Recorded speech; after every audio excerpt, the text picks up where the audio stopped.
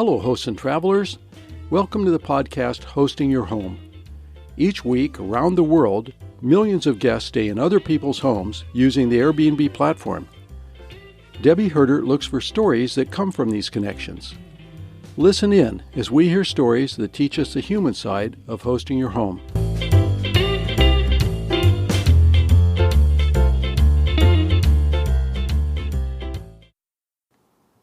Hi, everybody. This is Debbie of Hosting Your Home.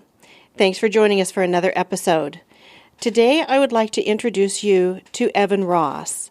Evan was a part of our Host2Host conference, and I was so intrigued with his story and his business that I asked for a redo of his initial interview.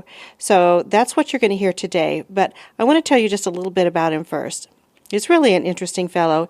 He is an Airbnb host, a super host here in Portland, and he also runs a shop called Cycle Portland. Cycle Portland specializes in helping people experience Portland by bicycle, and he offers a number of tours for our guests. And our local host community is very interested in working with him, and our guests get to experience Portland in a new and unique way. Evan had spoken very passionately at the conference about the short-term rental issues we're having in Portland, and I wanted to draw him out about that a little bit. In addition, the complexities of being an entrepreneur running a shop in the downtown Portland area, as well as running his Airbnb business singly, totally by himself, is something that I wanted to delve into. I think that you're really going to enjoy this episode. So listen in, and I will be back afterwards. This is a fun one.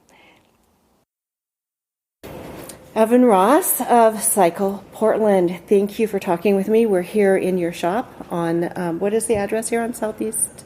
2nd Avenue. It's 117 Northwest 2nd Avenue, and it is right in Old Town Chinatown. Oh, okay. Yeah, so we're in historic Old Town here, just 2 blocks off the waterfront bike path. And close to the hotel district. Great. So thanks, first of all, for being here and talking with me, and Sure. I'm looking forward to this conversation. You are an Airbnb host, and you own... Superhost. Congratulations. Thanks, yeah. And you own Cycle Portland. Can you tell us first a little bit about your hosting experience? Sure, yeah. I have a house that I bought a few years ago here in town, and it's a 2-level house, and so I have remodeled it over the past few years and now rent out a unit there, and it's a 1917 bungalow in the heart of the Alberta Arts neighborhood, so really popular neighborhood, lots of things to see and do, and restaurants and shops and bakeries and cafes and everything, and so my hosting experience has been really good because I've had a popular spot that people have wanted to book. And the other part of my experience that's been so great is that I've been in customer service for so long and in tourism that it's just been really easy for me to have great experiences because I know what it's like to travel and be treated well, and I know what it's like to be on the other end, where you're hosting and you want to show people a good time. Oh, you're a natural hospitality expert. Yeah. So you have do you rent the whole house, or do you rent a bedroom? Or yeah, I rent the whole house. Okay. And so, it has its own private entrance and deck, and I use a key box with a code so that people can let themselves come and go as they please. And it's worked out well. It's a 2-bedroom, 1-bath house with a large living and dining room and brand new stainless kitchen that I remodeled. And so it's been really great also to get guest reactions when they see the house, because I worked on it for a few years, really making it a beautiful space. And so I was just letting a host in yesterday and introducing her to the space, and her kids came in, and the first thing they said was like, "Oh, it's so beautiful," and so great. When I hear people say that and how excited they are to be staying there, it makes me really happy. Yeah. So how many people can you take? With 2 bedrooms, 4 or 5. Right? Yeah, and then I have a queen size sofa bed in the living room. I use the higher end, kind of modern style sofa bed that are really easy for guests to operate. And so we can take up to 6 people. Cool. Yeah. Cool. Do you do your own cleaning? I do, yeah. You do? Mm-hmm, yeah. And how does that work with running this business? And well,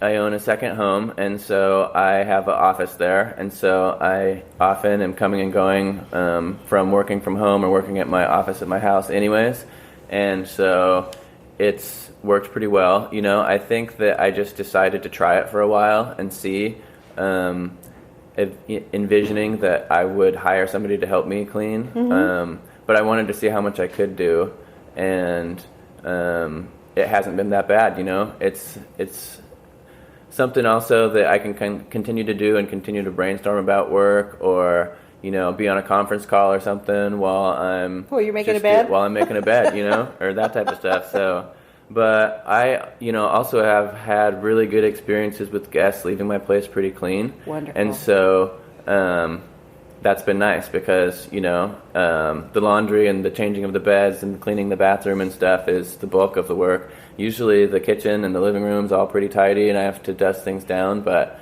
I've been really impressed with how much cleaning the guests have done themselves when I get there. Like the kitchen is all, spotless. Wonderful. And so that's been great. And you've been doing this for a couple of years? No, I started in January. So, okay. Yeah, so it hasn't even been a full year yet. Okay. Yeah. All right. Now, what kind of guests do you get? Well, there's been a good mix of, young professionals that are here for conferences. We are fairly close to the convention center, and so a lot of people have been coming and going for business or educational type trips. And then, like I just was mentioning before, yesterday I had a family of 5 check in, and they're just, here for a cousin's wedding. And so, especially this time of year, I've been getting a lot of guests that are here for weddings, and so got an ironing board and an iron and stuff set up for people that to make sure that they can, look their best. And so that's been great to have kind of a mix of business, younger travelers that might have just gotten married, or the other people that are headed to their friend's wedding, stuff like that. And so you're business ready, business capable, whatever that category is for Airbnb. I think they call it business ready. Exactly. Okay. Yep. Mm-hmm. Okay, great. Yeah, and with like the workspace for your computer and Wi-Fi and all that, the things that they want you to have. So that's been good. I'm not sure if I guess there's not a way for me to see how many people chose my listing based on the business certification, so I'm not sure. But when it comes to a suggestion like that, the platform has been well designed enough for me that I usually take their suggestion, and I'm like, I could get more bookings from doing that, then let's give it a try. Yes, good for you. Great. But bicycling came first. Yeah. So this is my first year being an Airbnb host, but my 9th year leading bike tours in Portland, and I moved here in 2006. And so basically I got started right away and started riding bikes in 2007, started my business in 2008, and we've been doing tours ever since. We have a tour out right now, and there's another tour this afternoon. And I originally went to school for mountain guiding and did a bunch of different training in whitewater rescue and glacier and ice travel, like crevasse rescue and different stuff like that. And then I was a freelance mountain bike guide for a while. And I come from a family of entrepreneurs. My dad and my grandpa were both self-employed. And so I think the way I was brought up, a little more detail-oriented than some of the companies I was working for, and I felt that I could provide a better experience, and so I decided to start my own guiding company. And so when I moved to Portland around that same time, I had traveled internationally quite a bit and had taken bike tours in different countries and continents, and it's a really great way to see a city. And when I moved to Portland, nobody was offering sightseeing tours by bike, and so I decided to, instead of focus on mountaineering, focus on cycling a little bit more, which is a passion of mine as well, and take people on guided biking trips. And so it all just kind of like happened that way with my international travel experience. And I saw the opportunity because, like I said, people were renting bikes here in Portland, but nobody was leading tours. It sounds like a really smooth transition for you.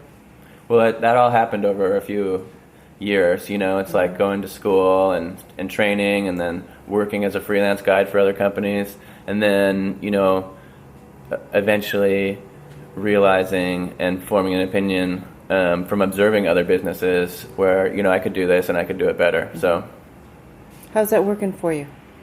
It's pretty good. It's tough not to, there's a couple different styles of people, and there's more than that. But when I think about, some people really like to work hard and then have their weekends and leave their work where it is and not take it home with them.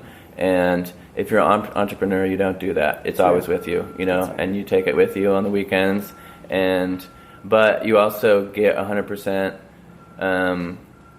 quality control and creative control, and you have to take all the responsibility. And so, some people do partnerships. I've never done a partnership, so it was like, when we make a mistake, it's because I made that choice, and I have to learn from that.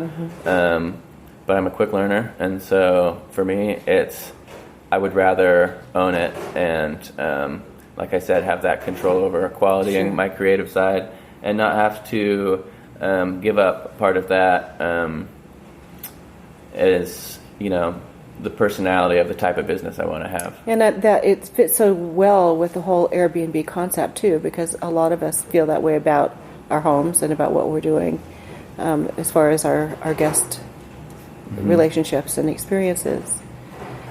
So can you talk about the tours a little bit? Specifically, What are you offering? Yeah, so we do sightseeing tours of downtown Portland and some of the different neighborhoods in town. And then we also rent bikes, and we have a full-service repair bike shop down here. So I'm seeing all these bikes. How many bikes do we have here? There's probably about 70 bikes here. There's a few that are out on rental most of the time, and so at any given time we've got a few out that are out for a few days. And then, like I said, there's a tour out now, and so we have a few different types of bikes. And so in this room we have single-speed bikes, multi-speed hybrid bikes, road bikes, and we also now have electric bikes.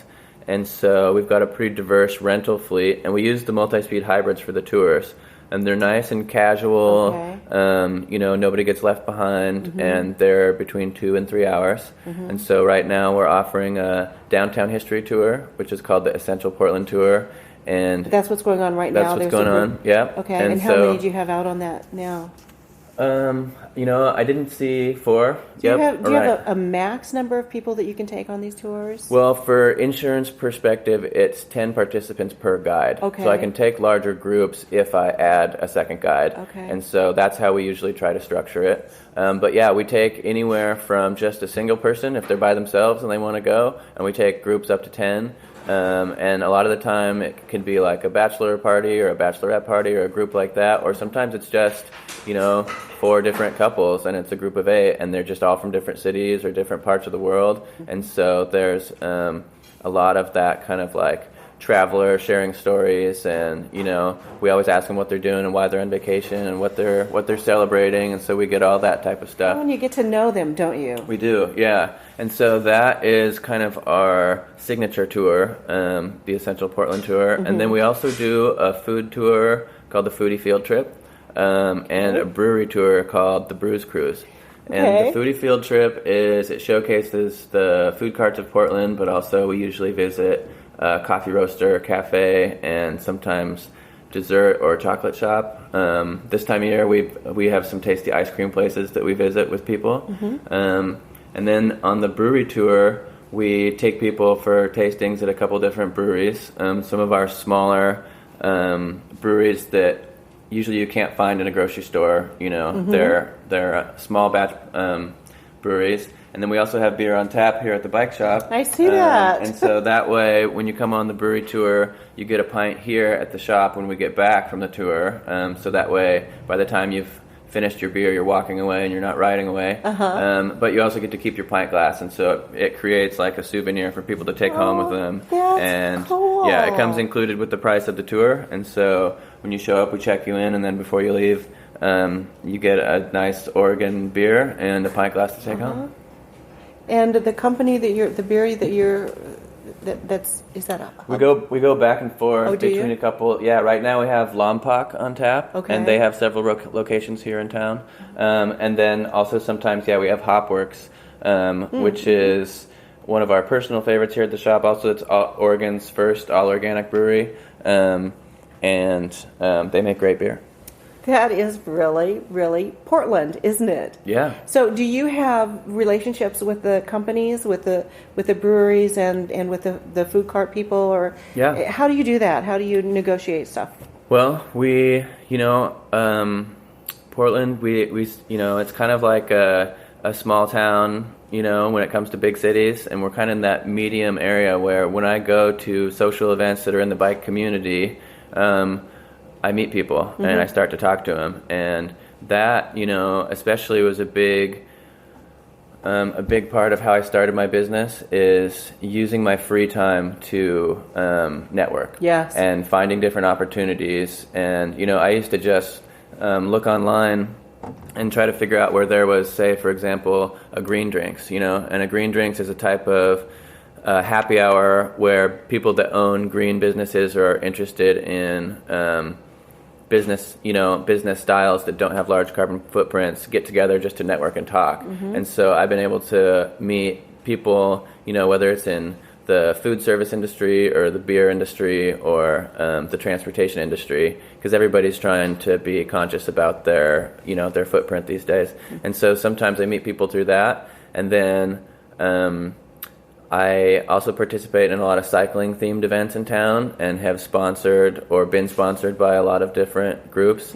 And so that's how I got involved with Hopworks. They have a bike-themed bar. They do. And their owner, Christian, who's a friend of mine, is really into green transportation and riding bikes. And so he has had me lead a couple rides for his events in the past where he wanted a tour guide to be able to showcase some of his stuff. And so then we were able to, work out a deal. And I was like, I'm going to put beer in my bike shop. And he was like, fantastic. oh, well, we'll have a deal. So those type of relationships for me are usually pretty organic. But one thing that I really pride myself in is just my confidence and my ability to talk to strangers. And I think that I was kind of forced to learn it when I became a tour guide, because I just met so many new people and started so many conversations and asked where people are from and what they're doing, that it just became so natural over time that chances are good that if we're standing next to each other in a line, wherever it is, I'm going to strike up a conversation. That's the personality. That's great. So you've got the 3 tours going on consistently, and you have multiple tours a day, or do you every day. schedule the tours? Are they at a specific time, or do people walk in and say, I'd like to go for a bike ride, can you take me someplace, or how does that They're work? scheduled at certain times a day, Okay. and so the city tour leaves twice a day, every day at 10 a.m. and 1 p.m., and then we have a taste tour that leaves at 11 a.m., and the brewery tour is at 2 p.m., and so the tours are always available, especially in the winter. We don't always have bookings of every tour every day, but we also do a lot of rentals, and so people can use the map we created to do a self-guided tour. And so we try to have a mix of offering people opportunity where I could be like, oh, you could join our 1 p.m. tour today if you want to come back in half an hour and we'll all go for a ride. Or sometimes people are like, oh, well, I want to go to the bookstore and I want to go to this restaurant, and so we'll find out where it is and circle it on the map for them and show them how they can get there themselves. And they do a self-guided tour. Okay, great. So tell me about this map. So this is a map. Yeah, this is what I just referenced, and it's a physical printed map that we give to anybody that wants one. They're free here at the shop, but they're specifically to help our customers navigate. It's a bike map of the city of Portland, the central city area, and some of the outlying neighborhoods. And so it has where the bike lanes are and the different types of roads and the cycling paths that you can use. Did you create this map? Car-free. Yeah, this is a map that my staff and I created, and this is the 3rd or 4th version. And so, originally we used design elements from the City of Portland's free bike map, and they're really good at offering that resource, and it delineates the different bike paths and car-free places to ride, but also where the bike lanes are.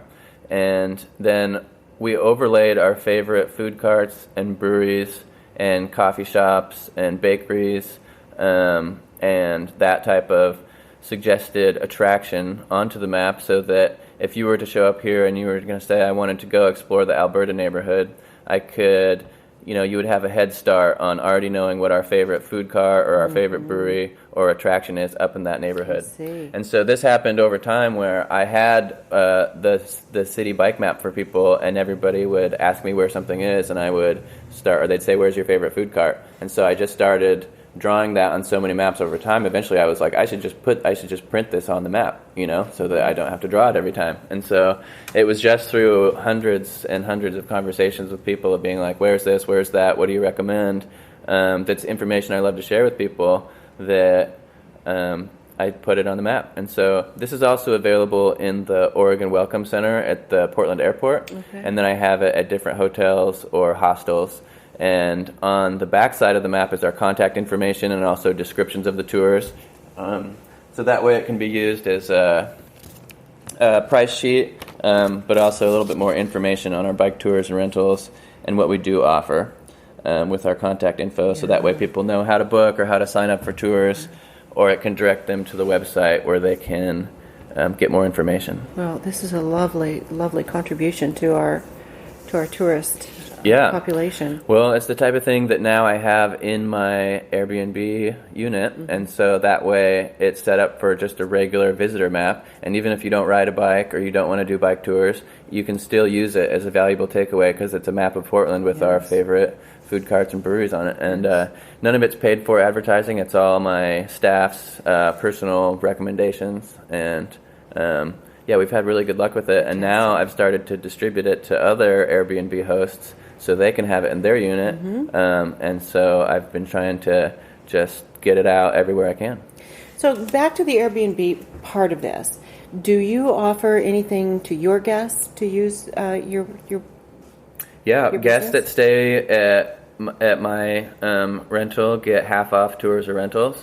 And so I have a discount code, and when you book and you get your confirmation from Airbnb, I have a snippet in there that talks about the discount and how to use the discount code. And so that way people can go directly to the website and book a tour or rental just like they regularly would, from anywhere. And they can use that code to get half off of the tours or rentals. Are you considering using the experiences or trips part of Airbnb, that platform? Yeah, I've been trying to. And I haven't been successful. I love the idea, but currently Airbnb has made it where your experience can't be found online. And because I've been in business, and all of my business comes from online. I literally spend thousands and thousands of dollars a year just to be found online. That's like everything that we do is trying to be found online. So unfortunately, I didn't realize that was part of the. Yeah, but who knows? Maybe obviously they're looking for smaller type of experiences, that aren't marketed as much. And so that doesn't fit with my business right now, because a big part of what we do, like I said, is online marketing. But that's just fine. There's other ways that I get to participate, and who knows, maybe they'll change it in the future. Yeah. How's business? It's good. Airbnb business is great. Yeah, my unit is basically full at capacity all the time. I block a few days here and there just to keep up with regular maintenance stuff, to make sure I have enough time to fix something, if I have to. And then the bike shop business is good. We have been impacted a little bit this last year from a new public bike share system, which has impacted our rentals. Yeah, so that is, it's called Bike Town is the program. And I got, as a bike shop owner, I've been interviewed about it a few times. There was an article in the Willamette Week. And I am a proponent of bike share systems. I like what they do, but it still has started to impact our bottom line. But we have diversified our types of rentals, and so that's why I got more road bikes and electric bikes to diversify my offerings. So I knew that the bike share system was coming, and so I was able to prepare for it. Yeah, good. Yeah. Good. So What now that you are sharing your map with other Airbnb hosts in the area, and we know who you are, is there anything that you can recommend? Any way that we can better connect with you, better support your business? Well, we're always looking for, referrals. If people do have guests that are in town and you think that they might enjoy the type of experience of exploring the city by bike or getting to see part of its cycling culture, our shop really specializes in not just getting people in and out the door, but making sure that they really experience the neighborhoods of Portland and also some of the distinct character that our city has. And then continuing to advocate for safe pedestrian and cycling facilities in your community. When we want to show people around Oregon, and so I used to do tours, for example, in wine country, it's pretty dangerous to bike out there. Like, there's not a lot of cycling infrastructure on the roads, and so we stopped taking people there because it was too dangerous. And so if you want to think about how to benefit from tourism in general when it comes to being a host or being involved with the tourism industry, think about what you could do at your local level and community design and help create spaces that are safe for visitors to be and pleasant for them to be, whether it's nice sidewalk or a bike lane or good access to public transportation. Those are really important things that I think makes all the difference when you're traveling, because if you don't feel safe, then you don't like to go there. Good. That and teach your kids to ride bikes and that type of stuff so that they understand that there is another way to get around instead of just having to be stuck in traffic or driving. And what about just intersecting with local businesses? How do you think that hosts can be more involved in their local communities? Well, it's great to form those type of relationships where I think it's perfectly fine for hosts to go out to restaurants to introduce themselves and let them know that they might be sending people their way. Because when a business owner hears that from somebody, they often want to create a connection, and they might then offer you a tour of their bakery or something that might allow you to boost your experience that you're able to provide. And so just by going out and creating that conversation with your favorite cafe that's down the block, then you could be like, I just wanted to let you know we're going to have people coming your way, and if you want to integrate with that and try to, be a part of it, then maybe there's something that you could help us showcase your business or do that type of connection. Because a lot of the time, small business owners like myself, I'm usually so busy, but also I do have my marketing strategy and I'm doing different, longer marketing campaigns. But when I get like a random connection often, that just seems to come my way because somebody walked in the door and they start that type of organic conversation with me, then those are some of the best connections that I've been able to have, where it's just somebody took the time to ask a question or to just say, hey, I appreciate what you're doing, and so now I'm going to start sending people your way. And then I'm like, oh, great, have them mention that when they show up, and then I'll give them a free beer or whatever, And so often it just, it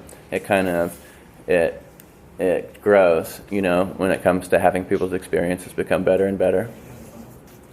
So, Evan, do you want to talk a little bit about some of the local politics and your involvement and your passion? Sure. Yeah. Well, I had mentioned to you before that I'm involved in my community association here. I'm on the board of the Old Town Chinatown Community Association, and I do a lot of work in that realm, and then I'm also on the bike advisory committee to the mayor's office, and so I do transportation advising and looking at projects there. And then I follow the Housing Bureau and the Bureau of Development Services and their rules and regulations around short-term rentals pretty closely, because I have a permitted rental and I went through that process. And so the more research I did, the more I was able to educate myself about Portland's rules and Portland's policies, their enforcement strategy, and also the compliance rate and stuff like that in Portland. Portland has a pretty low compliance rate overall when it comes to hosts having permits for their units. Yeah. Why do you think that is? Well, I think that the city got caught by surprise with the popularity of short-term rentals and didn't develop a good policy or strategy for that. And we've seen that in other, recent types of sharing economy, whether it was Uber or Lyft coming on, and the city had no policy for car sharing. They had no rules and regulations. The taxi cab drivers got all upset, and similar, we're seeing a mirror of that in the short-term rental, where the city didn't have a good plan. There wasn't a lot of infrastructure in place, and they're honestly still really struggling to get the information out to guests or to people that want to host and have guests. And so I think that they'll continue to evolve their strategy over time. So one of the, we had just, I got to participate in the recent Host2Host conference that was here in Portland. And that was really informative for me. And I got to sit in on a session about how other cities handle the short-term rental permitting process and how they have made it a little bit more streamlined. And they allow different styles of inspection and have a shorter inspection timeline and other ways that streamline the process. And I think that having gone through the process, Portland's process is not very smooth, and there's a lot of kind of gray areas with compliance and different types of regulations that could be smoothed out. I think from a safety perspective, I think in making sure that people have good access and egress for emergency and for fire protection, and of course smoke alarms and carbon monoxide detectors. I think all that is a must. But it's interesting how the city approaches telling people what to do with their own property when those people pay for it. And, you see that in whether people, don't mow their lawn, and so then their neighbors call the city on them, and they're like, oh, we want that to happen because they consider it a nuisance. But the Bureau of Development Services, they don't always have a very consistent enforcement approach. And it's because most of their enforcement is based around complaint only. And so instead of making sure everybody's complying through a system of registration, they just wait for people to complain about it. And so that's why it seems to be there's less consistency in the city's response to the short-term rental housing. Do you have any suggestions for improvement? Yeah, I think that I have lots of suggestions. The city understandably wants to protect its housing stock. And our city, like many cities in the United States, especially popular ones where the livability is good and the lifestyle is good, is having population expansion. And so there's less homes available on the market. But one thing the city could do is ease regulations on allowing people to build accessory dwelling units on their property to use for rental, whether it be short-term or long-term. I think that the city could also push harder on vacant bank-owned homes. I, for example, have owned my house since 2011, and there's another 1917 bungalow right next to it that has been vacant the whole time. Oh my It's goodness. a 4-bedroom, 2-level house that used to be beautiful but now has weathered away because it hasn't been maintained. And it's a bank-owned home that was caught up in foreclosure, and the city seems to have no ability to make it so those homes can be living spaces for regular families. And so I'd like to see the city start to approach those properties, and if it's been vacant for 5 years and is just going into disrepair, then there should be a way to make it available for low-income housing or temporary housing.